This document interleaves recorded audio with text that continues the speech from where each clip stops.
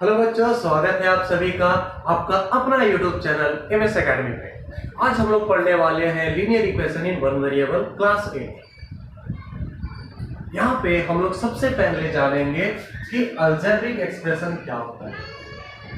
Algebraic expression होता क्या है आपके, तो ये होता है जब आप किसी नोन क्वांटिटी या unknown quantity, known quantity means constant quantity या अननोन क्वांटिटी मीन्स वेरिएबल, जो एक्स वाई एबीसीडी होते हैं वो वेरिएबल लिए जाते हैं। 2 3 4 7 8 9 ये सब नॉन क्वांटिटी है, ये कांस्टेंट कहलाते हैं। इन सब को जब आप किसी mathematical operation plus minus multiply या डिवाइड इन सब के जरिए आप एक जगह पे लिख देते हो तो वो क्या कहलाता है, वो कहलाता है अलजेब्रिक एक्सप्रेशन। जैसे कि एग्जांपल देखो, 3x plus 4xy minus 3x² divided 8y। अच्छा, आप कहोगे कि सर आपने डिवाइड का इस्तेमाल किया, आपने माइनस का भी इस्तेमाल किया, प्लस का भी इस्तेमाल किया, और आपने मल्टीप्लाई का इस्तेमाल कहाँ किया? तो यहाँ पे मैं बताऊंगा मल्टीप्लाई का इस्तेमाल मैंने किया है, लेकिन ये जरूरी नहीं कि सारे मैथमेटिकल ऑपरेशन एक जगह पे आए ही।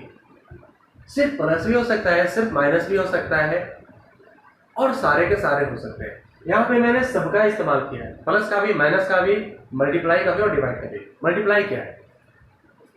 3 और x जो है उसको आप लिख सकते हो 3 × x, तो मल्टीप्लाई का इस्तेमाल हो गया ना। तो यहाँ पे मल्टीप्लाई जो है वो छुपा हुआ है, आपको दिख नहीं रहा है। तो ये क्या है? एक अलजेब्रिक एक्सप्रेशन है, ये अलजेब्रिक एक्सप्रेशन है। अब आइए देखते हैं कि इक्वेशन क्या होता है, क्योंकि इक्वेशन के बारे में, वन वेरिएबल के इक्वेशन के बारे में पढ़ने से पहले ये जानना जरूरी है कि हम कब किसी जो लिखे गए टर्म्स है उनके इक्वेशन कर सकते हैं। क्या आप इसे इक्वेशन कर सकते हो? नहीं कर सकते हो। यह अलजेब्रिक एक्सप्रेशन है, इक्वेशन नहीं। तो ये इक्वेशन कब होगा, कब कोई अलजेब्रिक एक्सप्रेशन इक्वेशन कहलाएगा, वो देखते हैं। कोई दो अलजेब्रिक एक्सप्रेशन है आपके पास, 3x plus 4y minus 8x², ये एक अलजेब्रिक एक्सप्रेशन है। दूसरा है 4x² minus 8y plus 7x, ये दूसरा अलजेब्रिक एक्सप्रेशन है। जब आप इन दोनों के बीच इक्वालिटी ला देते हो, इक्वालिटी इक्वल का साइन दे देते हो, तब ये जो होता है वो क्या कहलाता है? इक्वेशन कहलाता है।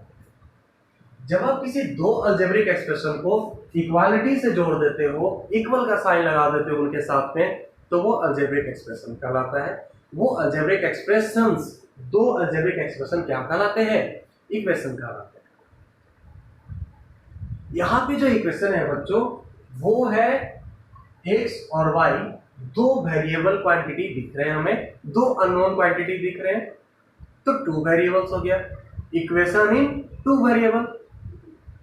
और इसका जो मैक्सिमम पावर है वो दिख रहा है हमें 2, यहां भी 2, तो ये क्या होगा? क्वाड्रेटिक होगा। तो ये है क्वाड्रेटिक इक्वेशन इन 2 वेरिएबल। आपको ये ध्यान देना है, अगर मैक्सिमम पावर 1 है तो वो होगा लीनियर इक्वेशन, अगर 2 है तो वो होगा क्वाड्रेटिक इक्वेशन, 3 है तो वो होगा क्यूबिक इक्वेशन, और इसी तरह से आगे बढ़ते हैं।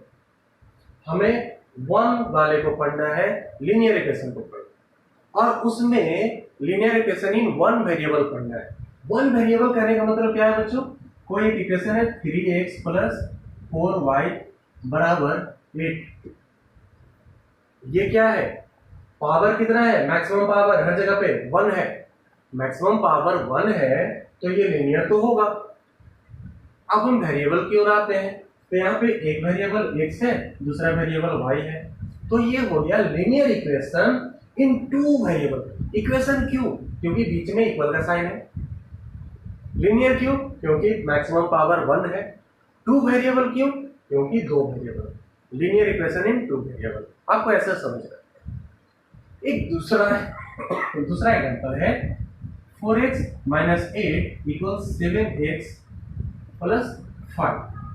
यहाँ पे देखो बीच में इक्वालिटी का साइन है, मीन्स ये इक्वेशन है, और जो वेरिएबल है वो x है और x है, मीन्स एक ही वेरिएबल है, तो ये क्या है, linear equation in one variable. Power one है तो लीनियर होगा ही होगा, तो ये होता है linear equation in one variable. ये है जो हमें पढ़ना है। अब यहाँ पे टर्म आता है सॉल्यूशन ऑफ लीनियर इक्वेशन या solution of any equation, linear ही नहीं, किसी भी इक्वेशन का सॉल्यूशन क्या होता है, किसी भी इक्वेशन का सॉल्यूशन होता है उस इक्वेशन में मौजूद अननोन क्वांटिटीज। यहाँ पे दो अननोन क्वांटिटीज हैं, x और y। उस अननोन क्वांटिटीज का वैल्यू अगर आप निकाल देते हो किसी भी जरिए, किसी भी तरीके का इस्तेमाल करके, तो वो क्या कहलाता है, सॉल्यूशन ऑफ दिस इक्वेशन। हमें पढ़ना है सॉल्यूशन ऑफ लीनियर इक्वेशन। तो यहाँ पे क्या होगा, जो एक अननोन क्वांटिटी है, यहाँ पे तो x है, कभी y भी हो सकता है, a भी हो सकता है, b भी हो सकता है, जैसे 3a - 2 21 बराबर 7। यहाँ पे a अननोन क्वांटिटी है, 7y इक्वल 8y - 4। यहाँ पे y अननोन क्वांटिटी है और तीनों का तीनों लीनियर इक्वेशन है। तो इस अननोन क्वांटिटी का वैल्यू निकालना ही क्या कहलाता है, सॉल्यूशन ऑफ लीनियर इक्वेशन कहलाता है। तो इसका वैल्यू हम निकालेंगे कैसे, ये देखेंगे। तो देखो, सबसे पहले हमारे पास है क्वेश्चन 4x - 8 = 7x + 5। आप इसका वैल्यू कैसे निकालोगे? तो सबसे आसान सा तरीका है बच्चों, जो अननोन क्वांटिटीज है उसको इक्वल के LHS साइड में रखोगे और जो नोन क्वांटिटीज है उसको RHS में रखोगे। LHS में अननोन क्वांटिटी, RHS में नोन क्वांटिटी। ये तरीका है बच्चों, अच्छा तरीका। अगर आप RHS में अननोन क्वांटिटी को रखोगे तो गलत नहीं होगा, बना लोगे, और कभी कभी हम लोग को वैसा करना होता है। लेकिन सबसे पहले जो हम लोग शुरुआत करेंगे वो एक आसान सा तरीका, वो क्या कहता है, LHS में आपको किसे रखना है, नोन क्वांटिटी या अननोन क्वांटिटी। LHS ये है, RHS ये है, ये LHS होता है, ये RHS होता है। तो चलो रखते हैं। हमारे पास अननोन क्वांटिटी कौन है, 4x है, 7x। ये दो जो टर्म है वो अननोन के वजह से आएंगे, तो ये क्या हो जाएगा, 4x तो 4x रहेगा, LHS में है पहले से भी, अभी भी LHS में। इस 7x जो RHS में है उसको जब आप LHS में लाओगे ना, तो क्या होगा, इसके पहले का जो साइन है, प्लस है या माइनस है, जो भी है, वो साइन चेंज हो जाता है। ये कहलाता है, ये जो प्रोसेस है वो कहलाता है ट्रांसपोजिशन। क्या कहलाता है, ट्रांसपोजिशन। जब आप किसी टर्म का ट्रांसपोजिशन करते हो, जब आप उसे RHS से LHS में लाते हो या LHS से RHS में लाते हो, तो उसके पहले के साइन को आपको चेंज करना होता है। अगर वो प्लस है तो माइनस, माइनस है तो प्लस, मल्टीप्लाई है तो डिवाइड, डिवाइड है तो मल्टीप्लाई। ये मल्टीप्लाई डिवाइड वाला बहुत कम समझ में आता है, हम लोग उसका इस्तेमाल तो करते हैं लेकिन कभी सोचते नहीं कि मल्टीप्लाई में कहीं डिवाइड हो गया। मैं उसके बारे में भी बताऊंगा आपको। तो देखो, 7x को RHS से LHS में ला रहे हैं, तो इसके पहले प्लस का साइन है, कोई भी साइन नहीं है, मतलब प्लस का साइन है, तो क्या हो जाएगा, ये -7x हो जाएगा। अब और कोई अननोन क्वांटिटी नहीं है तो इक्वल का साइन दे दो। अब RHS में किसे रखना है, नॉन क्वांटिटी को। RHS में पहले से एक नॉन क्वांटिटी 5 है, इसे कहीं इधर उधर ट्रांसपोज करने की जरूरत नहीं हुआ, इसलिए हम लोग क्या करेंगे, 5 को 5 ही लिख देंगे। LHS में एक जो है, एक जो टर्म 8 है वो कांस्टेंट है, नॉन क्वांटिटी है, इसे RHS में लाना है। RHS में जब हम इसे लाएंगे तो इसके पहले का साइन माइनस बन जाएगा प्लस। क्या गया, बताओ बच्चों, 4x - 7x का वैल्यू क्या होगा, 4x - 7x का वैल्यू होगा -3x, क्योंकि बड़े वाले के पहले माइनस लगा हुआ है तो साइन माइनस ही आ जाएगा। ये तरीका है। इक्वल 5 + 8 कितना होगा, 13। 5 + 8 कितना होता है, 13। हमें चाहिए x का वैल्यू, किसका वैल्यू चाहिए, x का, तभी तो हम इस इक्वेशन का सॉल्यूशन निकाल सकते हैं। x का वैल्यू मतलब सिर्फ x को इधर रखने का, x को इधर रख लिए, इक्वल का साइन देने का, इक्वल दे दिए, RHS में जो है उसे लिखने का, लिख दिए। बच्चों -3 को क्या करना है, इधर लाना है, क्योंकि हमें -3 नहीं चाहिए, सिर्फ x चाहिए ना, सिर्फ x चाहिए। तो x लेने के लिए अब बताओ, ये -3 जो है वो x के साथ मल्टीप्लाई में है ना, मल्टीप्लाई में है, तो इधर जब आएगा RHS में तो क्या हो जाएगा, डिवाइड हो जाएगा सर, ये भी तो आप बताएं। तो डिवाइड हो जाएगा कितना से, -3 से। अब आप इसे सॉल्व करना बेहतर जानते हो, क्योंकि आपने रेशनल नंबर मेरे वीडियो का पढ़ा है, मैंने उसमें बताया है क्लास 8 का रेशनल नंबर सिस्टम में कि आप कैसे इसे सॉल्व कर सकते हो। 13 है तो ये आ जाएगा हमारा आखिरकार -13/3, ये होगा आंसर, और वो x का वैल्यू। तो इस इक्वेशन का सॉल्यूशन क्या आया, -13/3। सॉल्यूशन ऑफ लीनियर इक्वेशन कहने का क्या मतलब ये है कि x का जो ये वैल्यू है, अगर आप इसे LHS और RHS में पुट करोगे तो LHS और RHS क्या होगा, इक्वल है। अब दूसरा एग्जांपल है हमारा, वह 3a - 21 = 7। मैं इसे सॉल्व करता हूं, क्या है बच्चों, सबसे पहले जो नोन क्वांटिटी है और जो अननोन क्वांटिटी है हमें पहचानना है। देखो ये टर्म अननोन है, बाकी दोनों नोन है। तो अननोन जो है वो 3a LHS में है, LHS में पहले से ही चलो रख दिया मैंने, और इसे आप कर दो 21 नहीं 20 कर दो, आसान होगा समझना।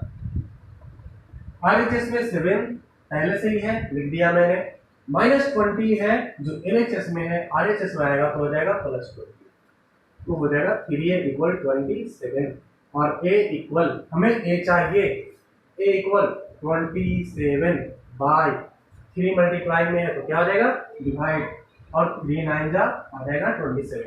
a का वैल्यू आपका क्या आया, 9। जब आप a का वैल्यू पुट करोगे यहाँ पे तो LHS RHS के बराबर आएगा। मैं चेक करके दिखाता हूँ आपको। 3 इंटू ये की जगह पे कितना आएगा, 9, मैंने 9 रख दिया, -20 = 7, देखते हैं आता है या नहीं। 9 3 जा 27, -20 = 7, 27 - 20 7 = 7, LHS RHS के बराबर आ गया। ये चेक हो गया हमारा कि जो हमने जो बनाया, जो हमारा आंसर आया ए का, वो आंसर सही है। आपको किसी टीचर की जरूरत नहीं है चेक करने का, आप चेक खुद से कर सकते हो कि आपका इक्वेशन का जो सॉल्यूशन है वो सही है या नहीं। आप वैल्यू पुट कर दोगे और उसे प्रूव कर दोगे। तो ये कुछ 2-3 और क्वेश्चन देखते हैं इक्वेशन को सॉल्व करने का, जो थोड़ा अलग अलग प्रकार के क्वेश्चन होते हैं, अलग अलग तरह से सोच रहा होता है, आपकी समझ विकसित होगी। शुरू करते हैं, कुछ 2-3 और क्वेश्चन लेते हैं। ये है हमारे पास 3 अलग अलग क्वेश्चन, 1, 2 एंड 3। इन तीनों को सॉल्व करके हम लोग अपने समझ को विकसित करेंगे कि कैसे किसी लीनियर इक्वेशन को सॉल्व किया जाता है, वो कौन कौन से तरीके का इस्तेमाल हो सकता है, वो सॉल्व करेंगे। हालांकि मैं समझता हूँ आप में से बहुत सारे बच्चे इसे जरूर सॉल्व कर पाएंगे, फिर भी जो नहीं सॉल्व कर पाएंगे वो देख लें वो कैसे सॉल्व होता है। जैसे हमने अभी बताया, जो अननोन क्वांटिटी है उसको एक तरफ, नोन क्वांटिटी को एक तरफ। यहाँ पे अननोन क्वांटिटी ये है और ये है, तो हम लोग इसको क्या करेंगे, एक तरफ करेंगे। 6y/5 माइनस y, क्योंकि ये प्लस y है, इक्वल किधर आया, माइनस हो गया, इक्वल -8। इसे आप सॉल्व करना है। देखो यहाँ पे फ्रैक्शन वाला एडिशन, नीचे कुछ नहीं है तो 1 हो गया। 5 और 1 का एलसीएम क्या होता है, 5 होता है। 5 1 जा 5, तो 6y को 1 से मल्टीप्लाई करेंगे तो 6y आएगा, माइनस 1 5 जा 5, तो y को क्या करना है, 5 से मल्टीप्लाई करना है, तो 5y हो गया, इक्वल -8। देखो बच्चों यहाँ पे इक्वालिटी का साइन है, ये रेशनल नंबर के टर्म में है, नीचे कुछ नहीं तो 1 है, तो ये क्या होगा, क्रॉस मल्टीप्लिकेशन होगा। मैंने रेशनल नंबर में आपको बताया है, तो ये क्या आ जाएगा, 6y में से 5y माइनस होगा तो बचेगा y बाई 5 इक्वल -8/1। तो y इक्वल आ गया आपके पास प्लस माइनस माइनस 5 × 8 40। ये y × 1 y हो गया, 5 × -8 -40 हो गया, तो y का वैल्यू क्या आया हमारा, -40। तो ये तो पहला तरीका बहुत ही आसान था। दूसरा क्वेश्चन, दूसरा यहाँ पे क्या है, जो नॉन क्वांटिटी है उनको एक तरफ, अननोन क्वांटिटी को एक तरफ। अननोन क्वांटिटी हमारा ये है और ये है, इसको एक तरफ रखते हैं। -2 × z - 4/3, ये अननोन टर्म, ये भी अननोन टर्म पूरा का पूरा, तो इधर में आएगा तो माइनस हो जाएगा, तो आएगा -1/2 इंटू 2z प्लस 5। अब जो नॉन क्वांटिटी है 4 वो इक्वल के इधर आएगा तो हो जाएगा -4। क्या हमारा दूसरा क्वेश्चन, ये दूसरा क्वेश्चन क्या हो जाएगा -4।